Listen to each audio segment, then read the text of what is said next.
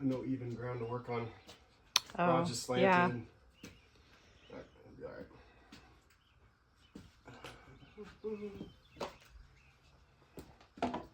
To be all right.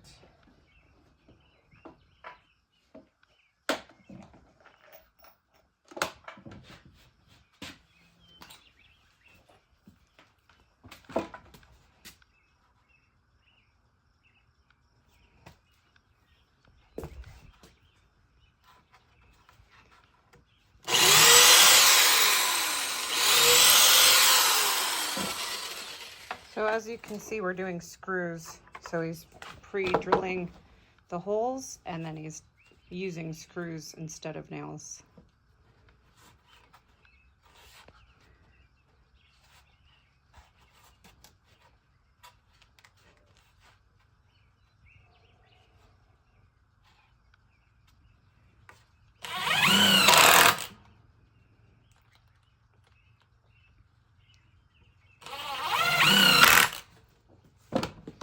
More expensive, but it just it's for the longevity of it. Also looks really nice too.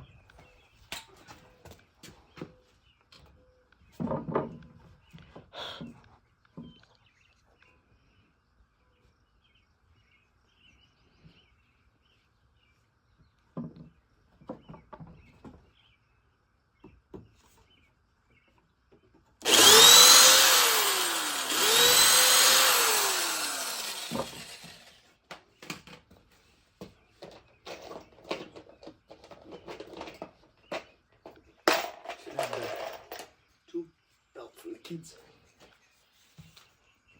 But I don't. Somewhere.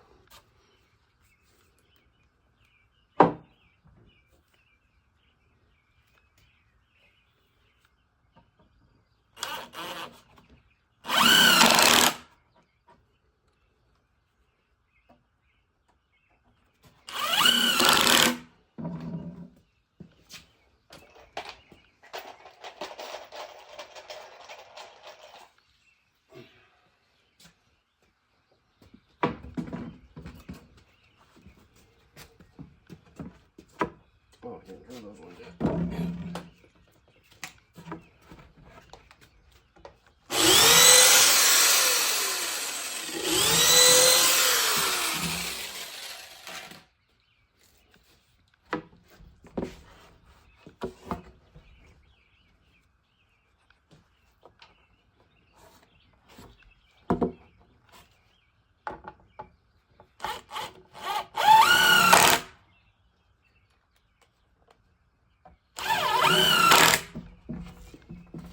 Okay, that's the shell.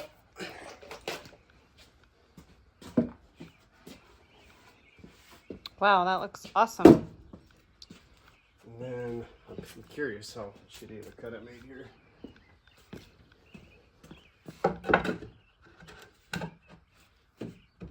I'm gonna make it work. Hammers are good.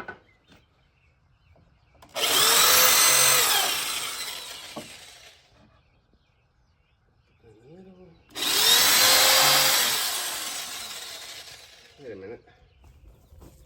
All right, hey guys, I am back working in the garden box and I lined it with cardboard. Whenever you line anything with cardboard in your garden, my only little tip is just remember to take all the plastic tape off. If you're using like Amazon boxes or whatever, there's always like packing tape. So I have it lined with cardboard. I poked holes for drainage and I'm gonna fill it. And I just wanted to show you that I'm doing like 1 bag of compost for each garden bed.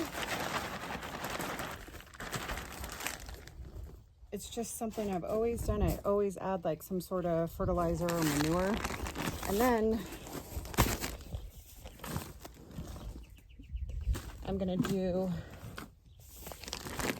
the topsoil. And then what I'll do is I'll mix it up really well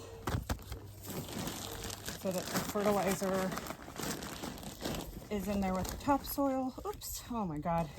I'm gonna be so dirty after this. Now I get why farmers wear those like thin long sleeve shirts. One, for the bugs so they don't get bit like we did last night. And two, because these hang down and the other shirts were like thinner, lightweight. They keep you cool. So I'm gonna have to find my work shirts because I do have a couple that I brought with me. Okay, so I am not gonna have you I'm not gonna film every single bag that I unload. I'm just kind of wanted to show you what I'm doing here. So I'm gonna fill this garden bed. I'll show you what it looks like when it's done. Okay, I have the garden bed loaded up, and I mostly just wanted to show you guys. This is one of my favorite like garden tools. At my old house, I had the 3-prong. I can only find the 4-prong here, but I love this for raking up weeds and breaking up soil in my garden. It works really, really well, and I just wanted to show you guys. If you have the right tools, it makes your job easier. Me and my husband were just talking about that. So I am gonna sit here. This is gonna be time consuming. I also wanna dig it up so it mixes up really well with the compost. And then again, I will bring you back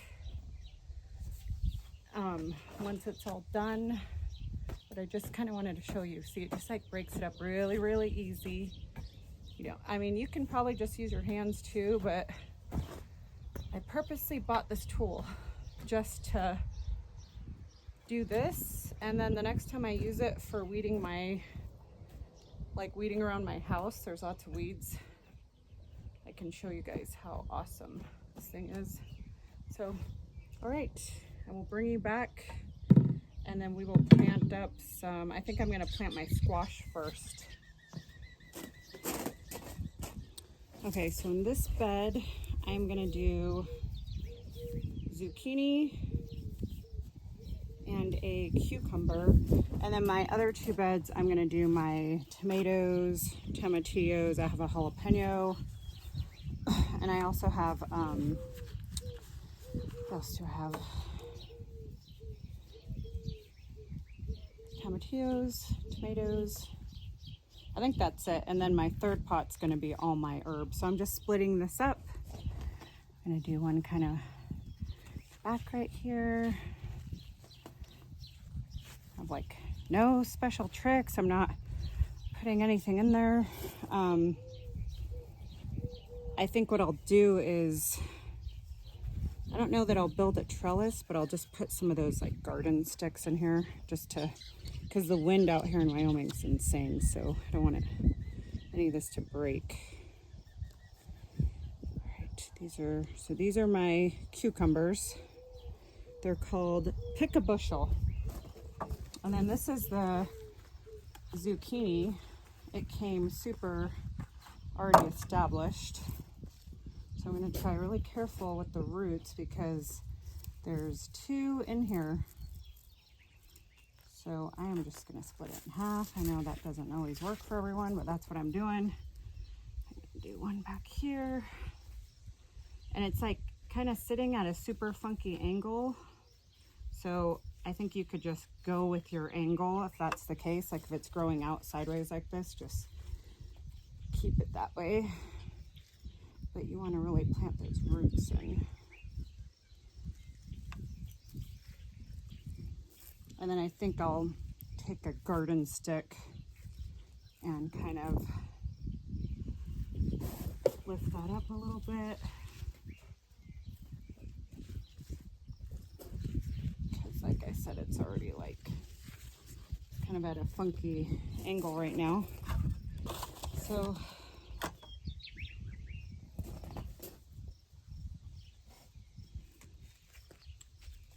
probably lift it up this way maybe.